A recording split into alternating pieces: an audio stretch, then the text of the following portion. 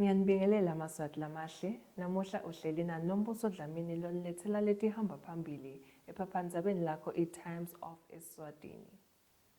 Umfanenkosi lobuke ummango waseMonini Polycarp Dlamini sowulikhiphe lagcwala umlomo ukuthi ude imali yokwencephetela takhamiti letilinganiselwa emakhulwini lamabili letaniketwa indzawo eplazini lekuthiwa letesuka takangwane.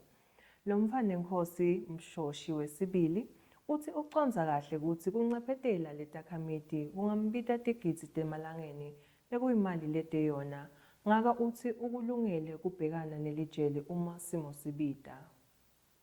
EmaShayina lagcine kuleli asamele kubuyiselwa eveni lawo ngemuva kokulahlwa macala ekugembula kuba kuleli ngalokungekho emtsetfweni kanye ngekusebenta ngaphandle kwemvume.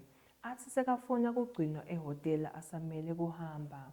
LaMashayina lali-11 asafake sicelo lesiphutfumako enkantolo lenkulu lapho atsi khona acela sijubo lesiwakhiphako ejele eSitwashini lapho agcinwe khona kwamanje. Kutemidlalo, tinhlonhlolotsi telicembu le-Royal Leopard Felix Badenhorst lowatfuma kakhulu kulo likhethelo lesive sihlangu semnikati kanye naMuzi Mzoro Dlamini sebawabeke phasi emakhokho kusho kona kutsi angeke basabonakala bakhahlela libhola etinkhundleni temidlalo.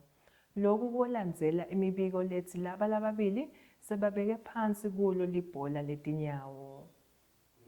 Siyabonga sikhatsi senu Maswati lamahle, nginishiya nesimo selitulu sanamuhla.